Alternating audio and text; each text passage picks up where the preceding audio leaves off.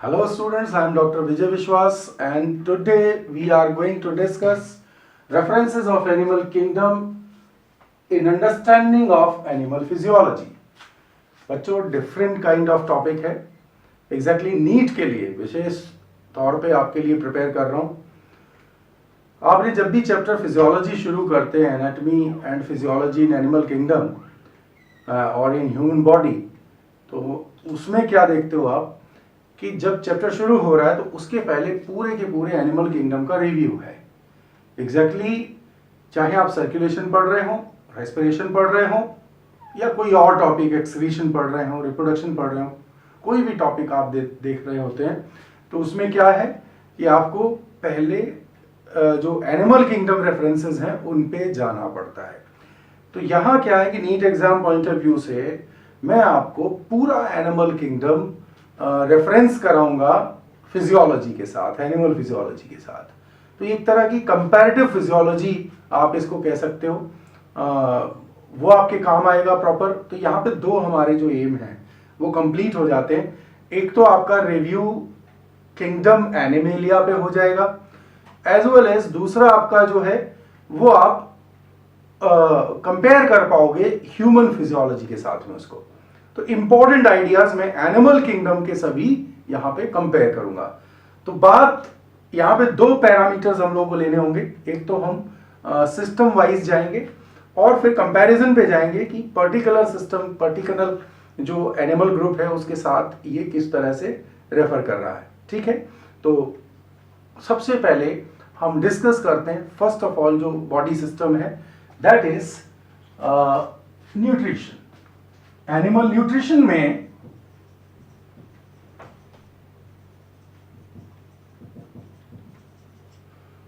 We will follow all the ideas.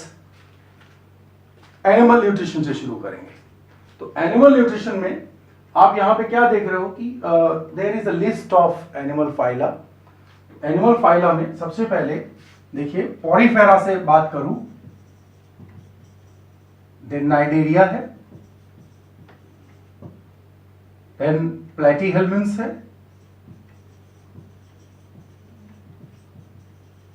then you know what is the next?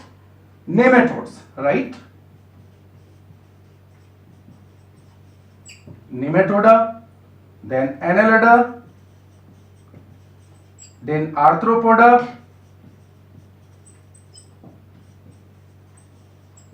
after this Mollusca, then Echinodermata,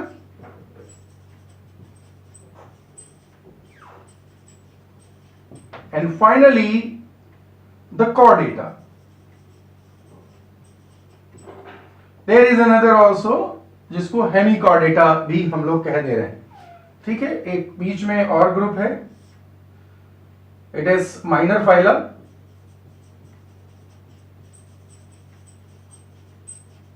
Hemichordata तो exactly बहुत काम आने वाला आपके topic, और किस तरह से इसका यूज होगा अभी स्टेप वाइज आप समझते जाएंगे। यहां पे लेट अस सी।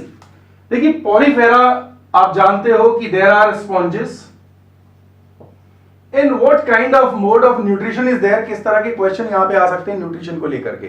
ठीक है, तो यहां पे स्पॉन्जेस जो हैं एग्जैक्टली मैंने लिस्ट यहां पे कर दिया, but we are going through the Porifera first of all, then उसके बाद एक एक करके जितना भी है उसको आगे बढ़ते जाएंगे। तो स्पॉन्जेस से मैं बात एक बार शुरू कर रहा हूं। चलिए एक बार रब नहीं करता हूं, सीधे यहां से शुरू कर रहे हैं। तो पॉलीफेरा में आप जानते हो कि एग्जाम्पल स्पॉन्जेस है, एज वेल एज इनका जो स्पेशल फीचर है दैट इज केनाल सिस्टम।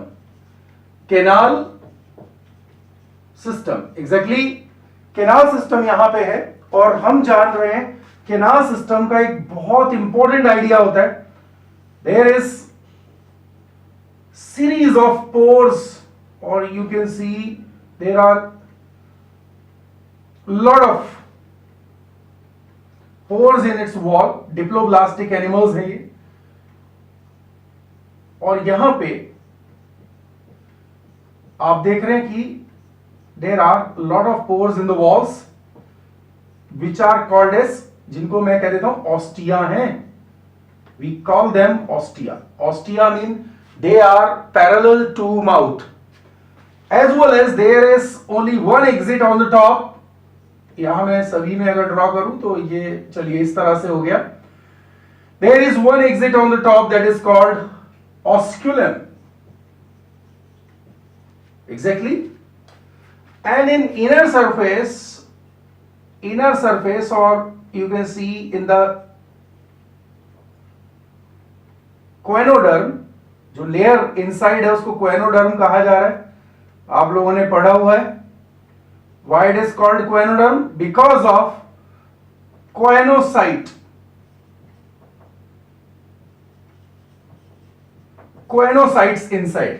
तो हम इसको क्वेनोसाइट्स इनसाइड की वजह से क्या कह दे रहे हैं, ये क्वेनोडर्म है. The layer inside is called as the endoderm.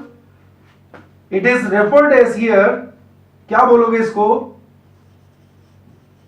क्वेनोडर्म बोलोगे.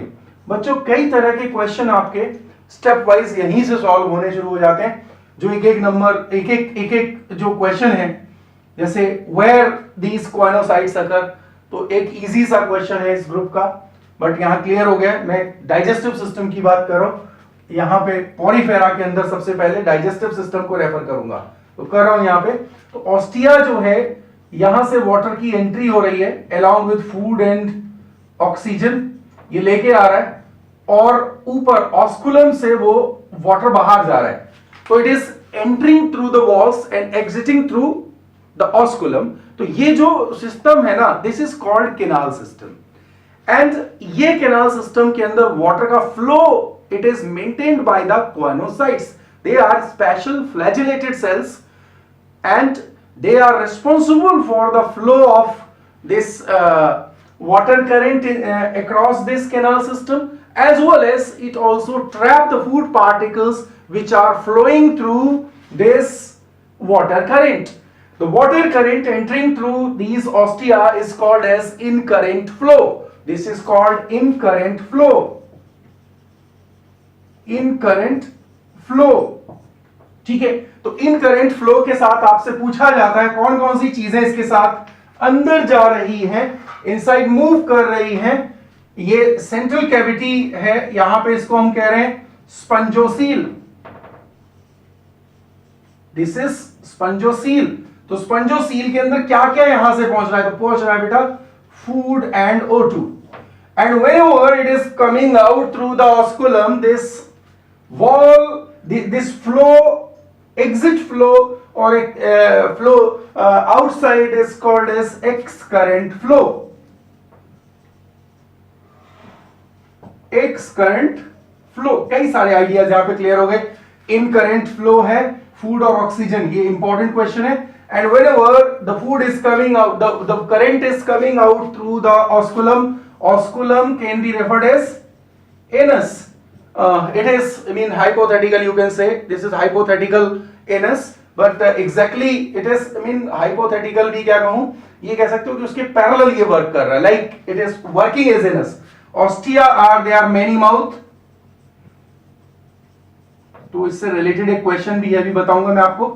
तो एक्सकरेंट फ्लो है, क्वेश्चन आता है कि एक्सकरेंट फ्लो के साथ क्या बाहर आ रहा है, तो यहां पे फूड वेस्ट आ रहा है, इसके बाद अमोनिया नाइट्रोजनस वेस्ट है ये आ रहा है, और CO2 it is another metabolic waste of the respiration. ये चीजें बाहर आ रही हैं. या आप कह सकते हो कि canal system is everything in sponge body.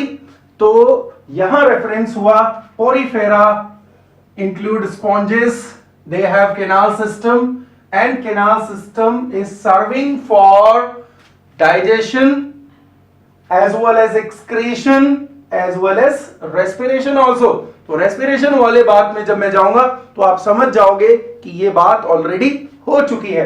तो यहां पे एक क्वेश्चन बेटा और है डाइजेस्टिव सिस्टम को लेकर के पूछा जाता है. यहां पे ध्यान रखिएगा कि organisms with many mouth and single anus, organisms with many mouth and single anus, they are sponges, they are poriferans, they are Parazoa.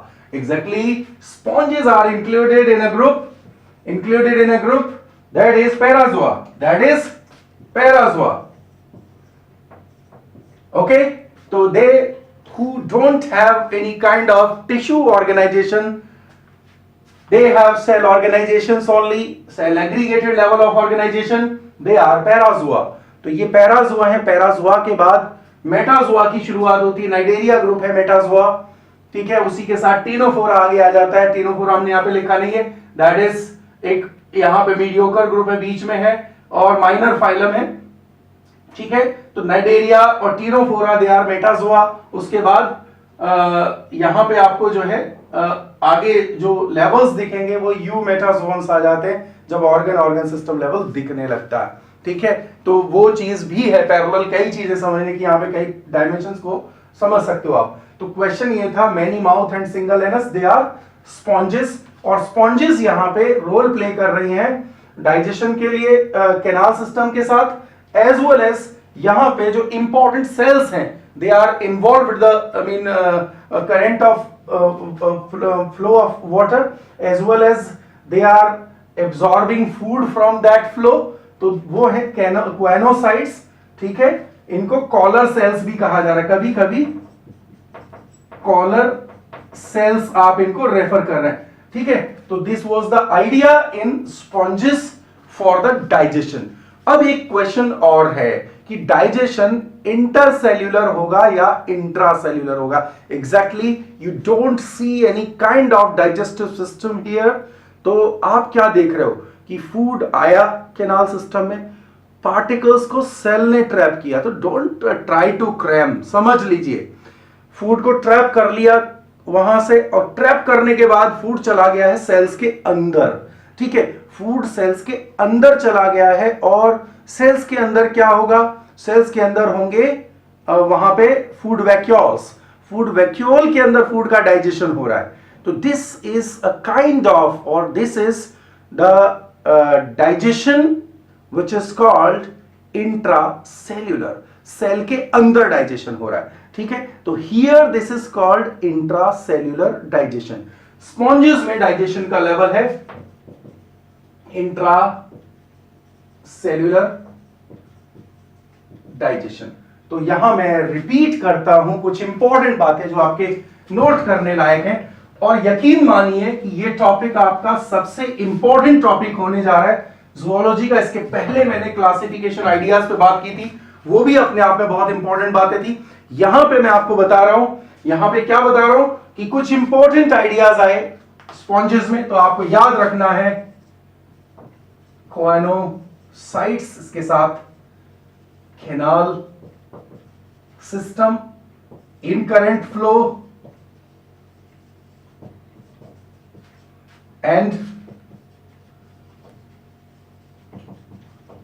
X current flow, incurrent flow, x current flow, ठीक है। ये चीज आपने याद करनी है।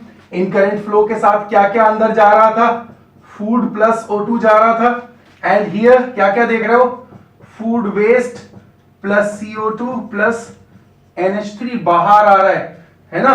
तो इस तरह से ये वेस्ट प्रोडक्ट्स बाहर आ रहे हैं एक्सकरेंट फ्लो में। there is a question sometime, if a carmine particle is placed over the osculum what will happen। Carmine एक डाई पार्टिकल है या कोई पार्टिकल को हम यहां रख देते, what will happen। तो ऑप्शंस होते हैं कि वो जो पार्टिकल है that will thrown away, अगर ऊपर रखा गया या ऑस्कुलम, क्या अगर ऑस्टिया पे रखा गया तो it will be sucked into the spongocoel, ठीक है। इस तरह का क्वेश्चन आ जाएगा।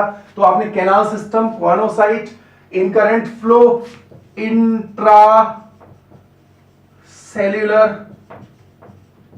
डाइजेशन को याद रखना है। तो इतनी बातें अभी एक्चुअली जो डेप्थ ऑफ द टॉपिक है फाइलम वाली स्टडीज में वो थोड़ा सा कम हो गई है रिसेंट ईयर्स में, तो उससे ज्यादा जाने की जरूरत प्रोबेबली नहीं पड़ेगी। अदरवाइज और भी सेल्स हैं, थीजोसाइट, ट्रोफोसाइट, जो न्यूट्रिशन के लिए रोल प्ले करते हैं, ठीक है। तो वो चीज भी होती है, बट अभी चूंकि डेप्थ नहीं है उतना फाइलम के लेवल पे डिस्कशन का, और सिंपली जो हमने रेफरेंस दे करके अपने फिजियोलॉजी वाले पार्ट में आगे बढ़ना है, तो उसके लिए इतनी बात इनफ है।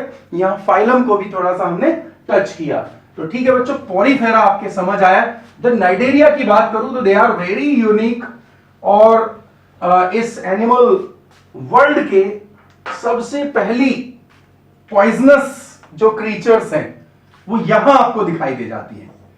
ठीक है, सबसे पहले पॉइजनस क्रीचर अगर एनिमल क्रीचर्स हैं तो वो सबसे पहले अगर होंगे तो वो कहां पे दिखेंगे आपको, and why they are poisonous, ये बात भी यहां समझाऊंगा क्योंकि उसका सीधा सीधा रिश्ता जो है वो इनके डाइजेस्टिव प्रोसेस के साथ में भी है।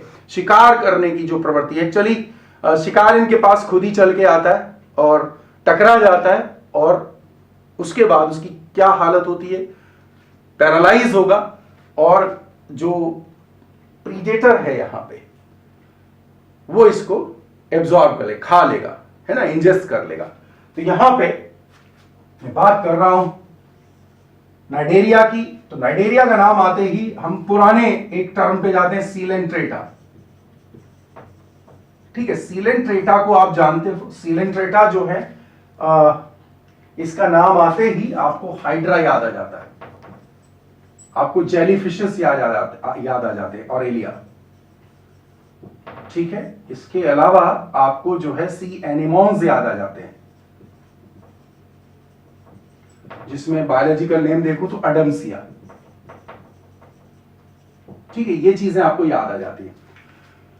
सभी की क्लासिफिकेशन देखिए, एग्जैक्टली आजकल जो क्लासिफिकेशन है वो है ही नहीं, ऑलमोस्ट फाइलम तक की डिटेल पढ़ते हैं, अभी तो क्लासेस तक भी नहीं पहुंचते हैं, है ना। कुछ साल पहले तक जो स्टडीज थे उसमें क्लासेस भी इंक्लूड होते थे। तो अभी सिलेंट्रेटा जो है उसको बता रहा हूं कि hydra, Aurelia, C anemone, these are common example of this phylum, and why the name Cnidaria and why the name Coelenterata is given। कई बच्चों को लगता है कि सर ये तो बिल्कुल जो है हमने क्रैम करना, याद करना नहीं रहता है, बेसिकली समझना नहीं है, सीधे क्रैम करने वाली बात है। तो आपको बताऊं कि जो नेमिंग है, नॉमेनक्लेचर है, वो किसी ना किसी वजह से, किसी ना किसी कॉज की वजह से, there is a basic cause behind every term। तो यहां Cnidaria, they are nidocyte bearing creatures। ठीक है, ये नाइडोसाइट बियरिंग एनिमल्स हैं। और नाइडोसाइट क्या है, they are special stinging cells, special डंक मारने वाले, जहर, पॉइजन रिलीज करने वाले सेल्स हैं। तो दे आर स्पेशल सेल्स, और ये नाइडोसाइट स्पेशल सेल्स हैं, they are releasing a particular poison to the body of prey. ठीक है, किसी भी बॉडी के लिए, शिकार की बॉडी में ये पॉइजन छोड़ देंगे जिसका नाम होगा हिप्नोटॉक्सिन। तो याद रखिएगा, हिप्नोटॉक्सिन, तो ये हिप्नोटॉक्सिन है, याद रखिएगा। हिप्नो का वैसे मीनिंग जो है, हिप्नो अगर कहें तो हिप्नो जो है, हिप्नो का मतलब होता है स्लीप, टॉक्सिन का मतलब होता है पॉइजन। ठीक है, हिप्नोलॉजी स्टडी ऑफ स्लीप कहलाएगा। तो यहां हिप्नोटॉक्सिन है। हिप्नोटॉक्सिन यानी कि एक ऐसा जहर जो बॉडी को इनएक्टिव कर देगा, ऐसा इनएक्टिव जैसा कि पर्सन नींद के दौरान कोई भी अपने हाथ पैर हिलाने में पॉसिबल नहीं होगा, वैसे ही यहां पे ये चीज होने जा रही है। ठीक है, तो हिप्नोटॉक्सिन है। हिप्नोटॉक्सिन एक ऐसा पॉइजन जो कि एक्शन करता है, इट अफेक्ट, क्या अफेक्ट करेगा, ये भी एक क्वेश्चन है, उसका आंसर है मोटर नर्व।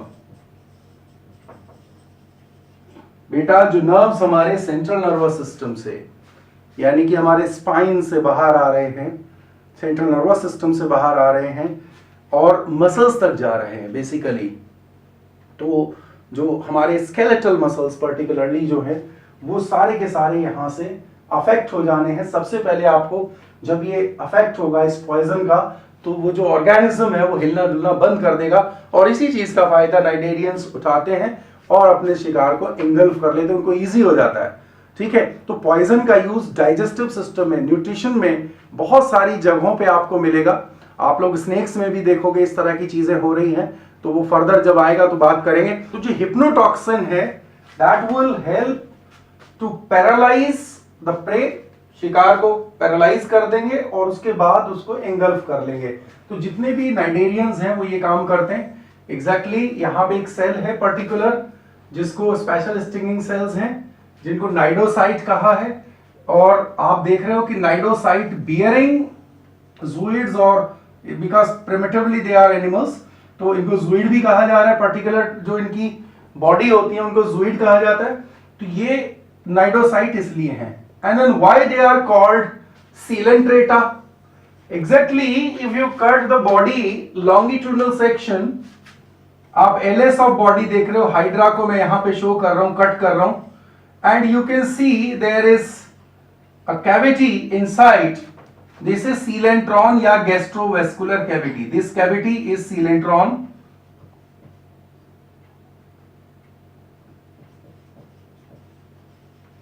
और गैस्ट्रोवेस्कुलर कैविटी, गैस्ट्रोवेस्कुलर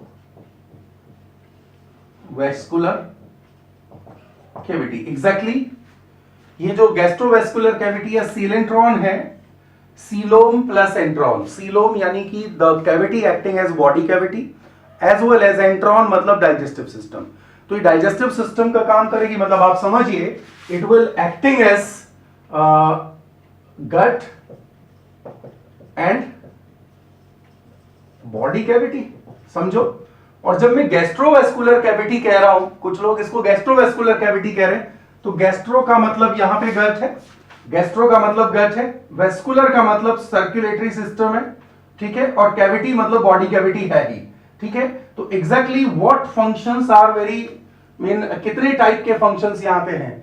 तो कॉमन में आप देखो कि गट तो है ही, साथ में ये सर्कुलेटरी सिस्टम यूनिक आ गया है, दूसरा बॉडी कैविटी है ही।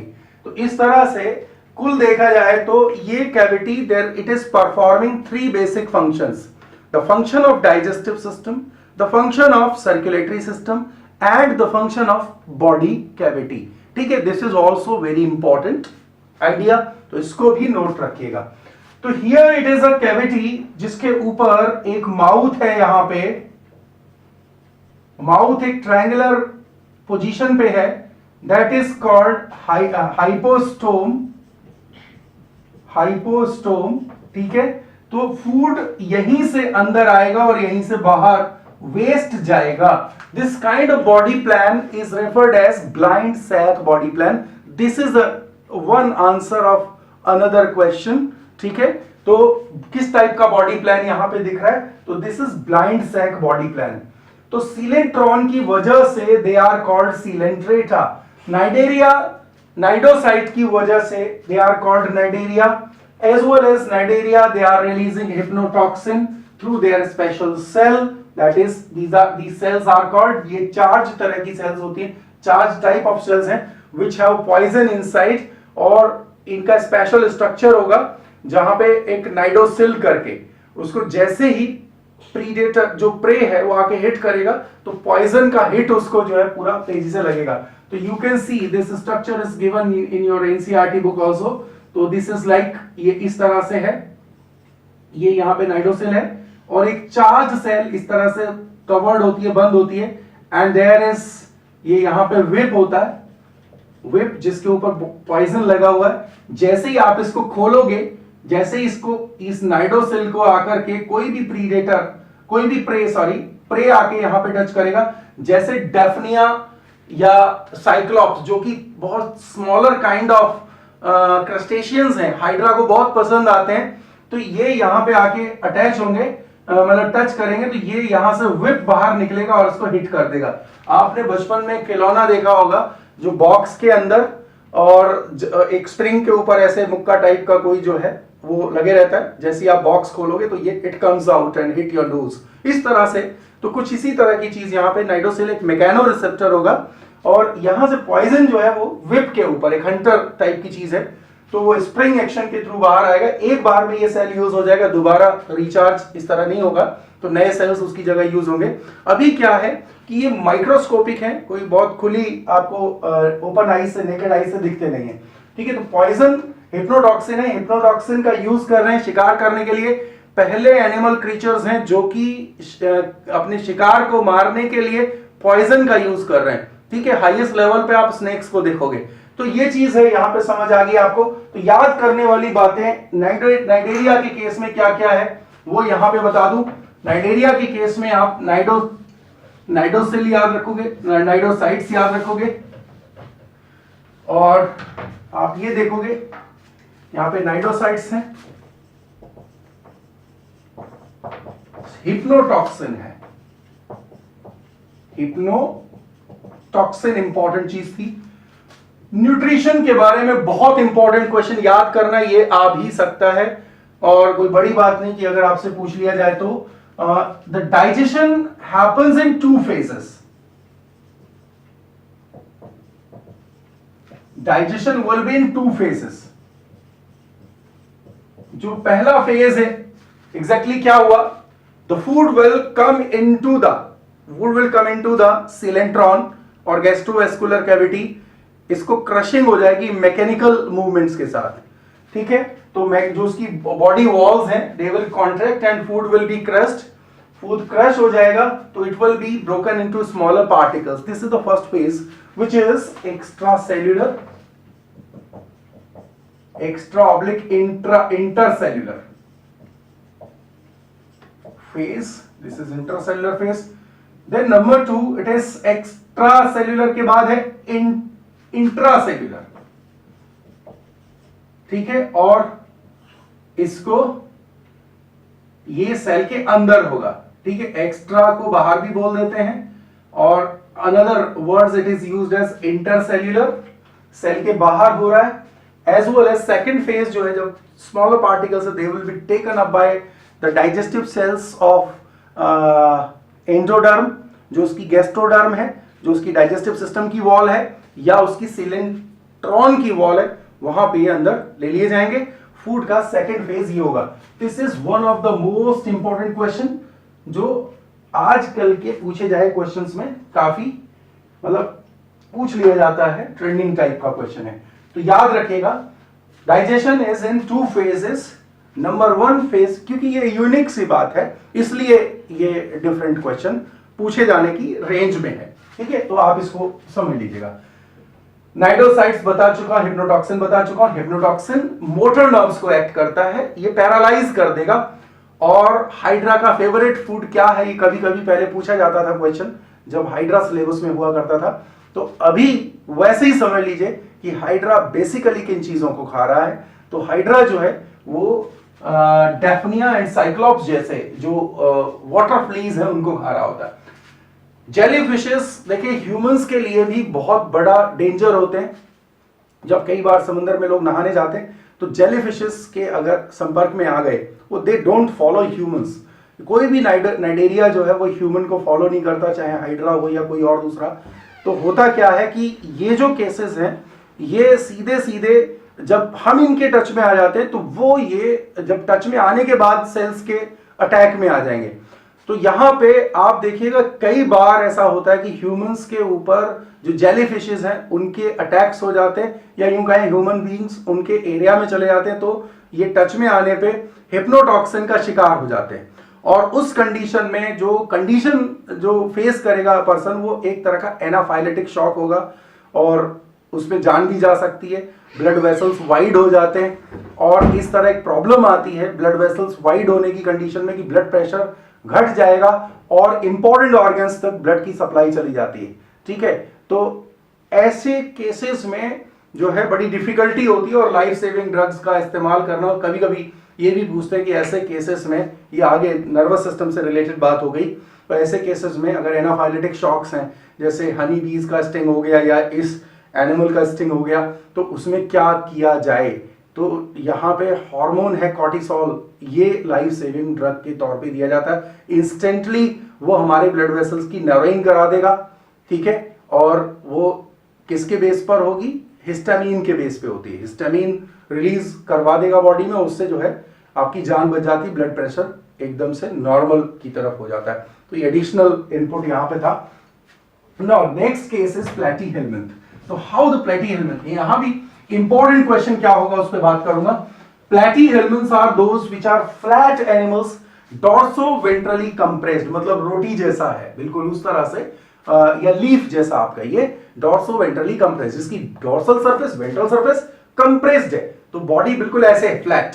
इसका डोर्सल सरफेस और नीचे वेंट्रल सरफेस। तो इस तरह से होगा, लेटरल सरफेस बहुत ही ज्यादा जो है रिड्यूस्ड है। तो ऐसे केसेस इनको हमने प्लैटीहेल्मिंथ कहा, यानी कि फ्लैट वर्म्स कहा। फ्लैट वर्म्स की कैटेगरीज होंगी, है ना। तो कुछ फ्लूक्स हैं और कुछ जो है वो टेप वर्म्स है। एग्जैक्टली क्लास के हिसाब से प्लैटीहेल्मस जब डिफाइन होते हैं तो क्लास के हिसाब से हम इनको कहते हैं कि ये सिस्टोडा है, ट्रिमेटोडा है और प्लेनेरिया है। ठीक है, there are 3 categories. Exactly Cestoda जो होता है यहां पे टेप वर्म्स आते हैं, ट्रिमेटोडा में पैरासिटिक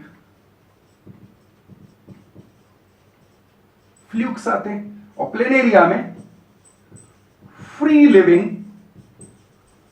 फ्लूक्स आएंगे, आप लोगों ने पढ़ा है।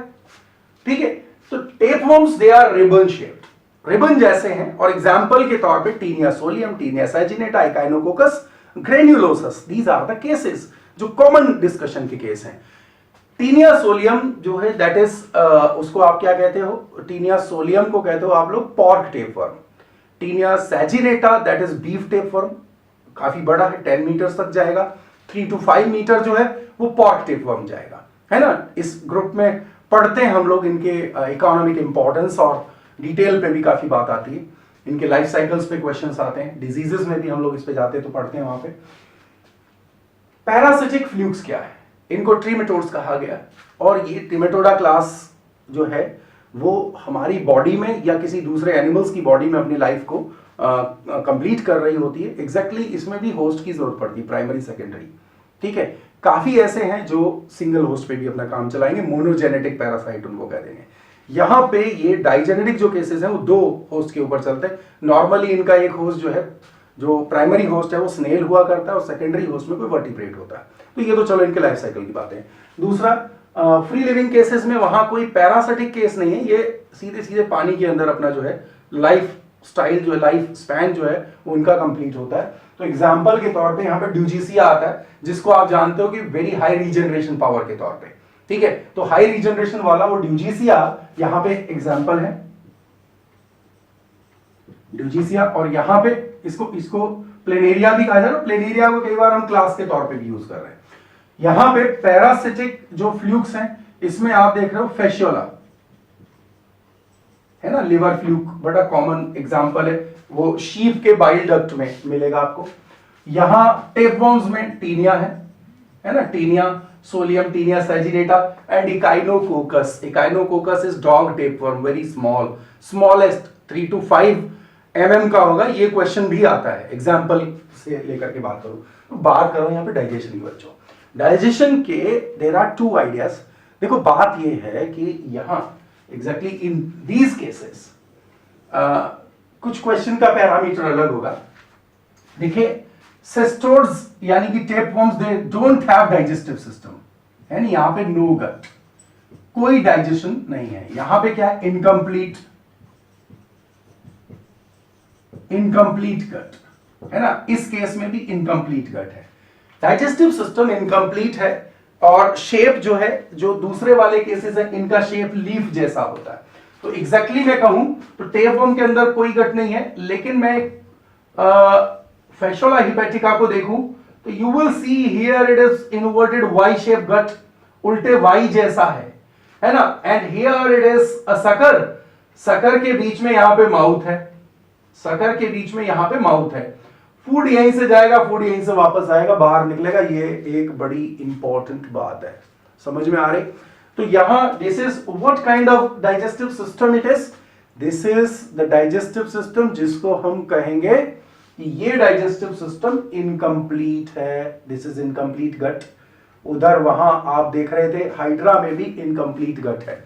तो अगर ऐसा क्वेश्चन आए कि कहां कहां पर इनकम्प्लीट गट है, तो इनकम्प्लीट गट अभी तक जो मैंने आपको बताया वो आपको एक तो दिख रहा है नाइडेरिया में, और दूसरा आपको दिख रहा है यहां पे किसमें, प्लैटीहेल्मस में, सारे में नहीं, सिर्फ किसमें, it is only in case of Cestoda and Planaria, that is in case of flukes.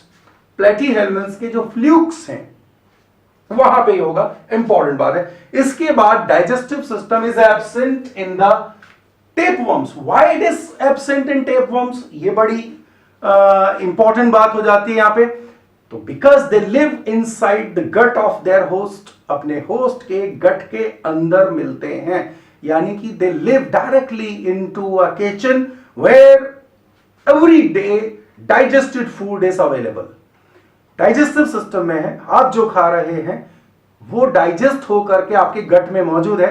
And ये भाई साहब क्या कर रहे हैं, पूरी की पूरी बॉडी में लेंथ पूरे डाइजेस्टिव सिस्टम को आपके कवर किए हुए हैं, और वहां पे जो भी आपने खाया उसको डायरेक्टली एब्जॉर्ब कर ले रहे हैं।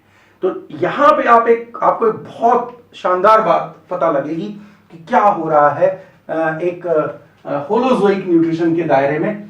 यहां चूंकि आप लोग पढ़ चुके स्टूडेंट्स हैं and you are finally going to appear in NEET exam, तो आप तो ये बात जान रहे हैं कि न्यूट्रिशन जो है वो किस तरीके से है। आप देखिए holozoic nutrition, animal like nutrition की बात कर रहा हूं, holozoic nutrition, holozoic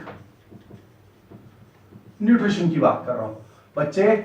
holozoic nutrition यानी कि typical animal like nutrition. Typical animal like nutrition यानी कि वो न्यूट्रिशन जिसके अंदर 5 स्टेप हुआ करते हैं, विच इंक्लूड 5 स्टेप्स। सबसे पहला इंजेशन, ठीक है, एक शानदार जानकारी यहां पे आपको मिलने वाली है। हो सकता है कई लोग इससे वाकिफ हों, कई लोग जानते हो इसको, लेकिन फिर भी revision. Ingestion, then digestion, then आपको पता है इसमें शानदार कुछ नहीं है, इंजेशन, डाइजेशन, उसके बाद क्या हुआ, उसके बाद हुआ एब्जॉर्प्शन, एब्जॉर्प्शन, उसके बाद क्या हुआ, उसके बाद हुआ एसिमिलेशन।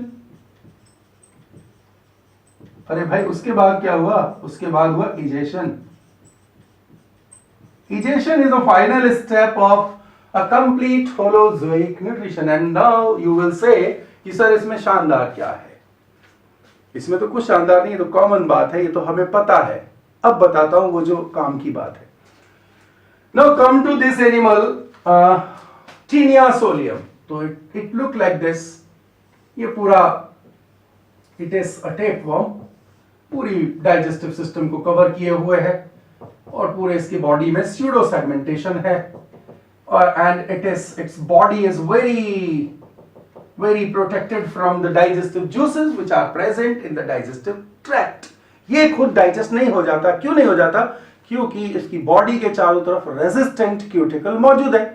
किसी भी एक परफेक्ट पैरासाइट की तरह ये वहां पे रह रहा है, तो ये खुद डाइजेस्ट नहीं होगा, बट इट्स फ्लैट सरफेस पूरी बॉडी में फैली हुई है, और क्या है, डाइजेस्टेड फूड को अपने सरफेस से एब्जॉर्ब कर रही है, डाइजेस्टेड सरफेस को, डाइजेस्टेड फूड को एब्जॉर्ब कर रही है। तो व्हाट इज हैपनिंग एग्जैक्टली, आप देख रहे हो कि इंजेशन एब्सेंट, कोई इंजेशन नहीं शो कर रहा, एनिमल है, टिपिकल एनिमल लाइक न्यूट्रिशन को ये किस तरह स्किप कर रहा है उसके स्टेप्स को।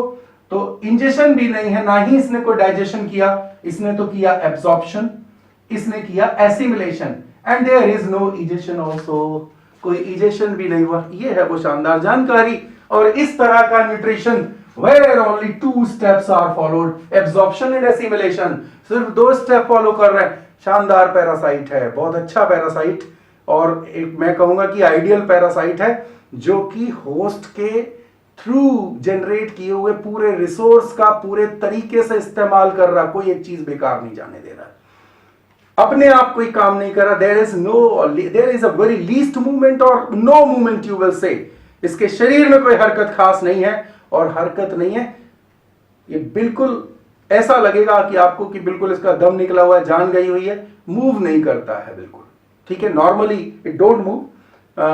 कुछ एक जो एपोलाइटिक सेक्शन, एपोलिसिस के बाद टीनिया सैजिनेटा के जो सेगमेंट्स बाहर हो जाते हैं रिप्रोडक्शन में, हम लोग इसको पढ़ सकते हैं, तो वो जस्ट मूव कर सकते हैं, थोड़ा बहुत मूवमेंट शो करते हैं, क्रॉलिंग मूवमेंट शो करते हैं, अदरवाइज ये मूवमेंट शो नहीं करेगा। इसके larva stages they can move. So these are all 5 steps in a typical case of animal digestion, holozoic nutrition, आप क्या देख रहे हो यहाँ पे, ये 5 स्टेप्स होंगे, but in this case of tapeworm, simply मैं टेपवर्म की बात कर रहा हूं, सेस्टोर्स की बात नहीं कर रहा हूं, मैं दूसरे फ्लूक की बात, प्लेनेरिया की भी नहीं कर रहा हूं, यहां पे टेपवर्म की बात करूं। Tapeworm have no digestive system, they are perfect parasite. और क्या देख रहे हो आप यहाँ पे कि ये फूड को इंजेस्ट नहीं कर रहे हैं, neither they are digesting it, they are just mean absorb कर रहे हैं through their general body surface, as well as उसका एसिमिलेशन दे विल डू अपने साइटोप्लाज्म के अंदर सेल्स के। और आप देख रहे हो कि देयर इज नो इजेशन, क्योंकि उन्होंने कोई इंजेक्शन भी नहीं किया है, फूड को इंजेस्ट नहीं किया। तो आप देख रहे हैं कि here only 2 steps are occurring. इस वजह से ये केस स्पेशल इंफॉर्मेशन हो जाती है। और इस तरह के न्यूट्रिशन को हम लोग एक नाम देंगे, ऑस्मोट्रॉफिक न्यूट्रिशन। ठीक है बच्चों, it is osmotrophic nutrition, this is osmotrophic nutrition. ठीक है, तो ऑस्मोट्रॉफिक न्यूट्रिशन हो गया और स्पेशल बात हो गई इसमें। तो इस तरह हमने प्लेटीहेल्मिन्थ्स को डाइजेस्टिव आइडिया पे डिस्कस किया है। ठीक है, ये याद रखिएगा कि जो टेपवर्म्स हैं, Taenia solium, Taenia saginata, Echinococcus like जितने भी केसेस हैं, उनके अंदर आपको ऑस्मोट्रॉफिक न्यूट्रिशन मिलेगा। और जहां भी बात कर रहा हूं आपसे इन केसेस की जो कि फ्लूक्स हैं, वहां पे होलोजोइक न्यूट्रिशन है कंप्लीट। बट डाइजेस्टिव सिस्टम कैसा है वो आपको दिख रहा है कि इनकम्प्लीट डाइजेस्टिव सिस्टम है। Mouth is happening as anus also. और एक चीज कि यहां पे गट जो है that is blind sac body plan it is following, ये बात आपके समझ आ गई है। ठीक है, तो कई सारे आइडियाज यहां पे अभी डिस्कस हुए। तो हम लोग प्लेटीहेल्मिन्थ्स तक की डिटेल कर चुके। बाकी का डिटेल अभी फिजियोलॉजी के काफी सारे आइडियाज हैं, जैसे कि टॉपिक हम लोग का सीरीज चल रही है references of animal kingdom in understanding of animal physiology. तो पूरी फिजियोलॉजी समझने के आइडिया में हम लोग यहाँ पे जा रहे हैं। तो अलग अलग नेक्स्ट लेक्चर्स में और नेक्स्ट जो आइडियाज अभी बचे हैं, डाइजेशन को बाकी सिस्टम्स में डिस्कस करना है, देन रेस्पिरेशन बताऊंगा, देन सर्कुलेशन पे बात होगी। इसी तरह बाकी के जो फिजियोलॉजिकल एस्पेक्ट्स हैं, वाइटल एस्पेक्ट्स हैं, वो मैं पूरे एनिमल किंगडम के साथ कनेक्ट करते हुए फिजियोलॉजी का एक सीरीज पूरी आपको दे रहा हूं। ठीक है, तो यहाँ हमारे डुअल फायदे होंगे।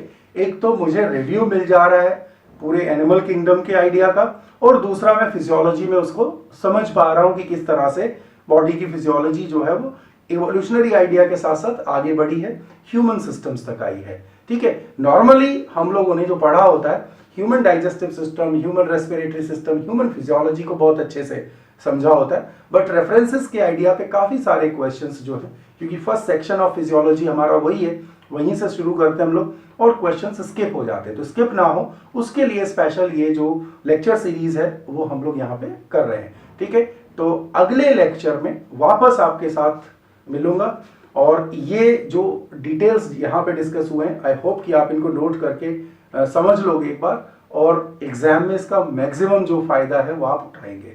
ठीक है, थैंक यू सो मच। अभी अगले लेक्चर में we are meeting again. Okay, thank you.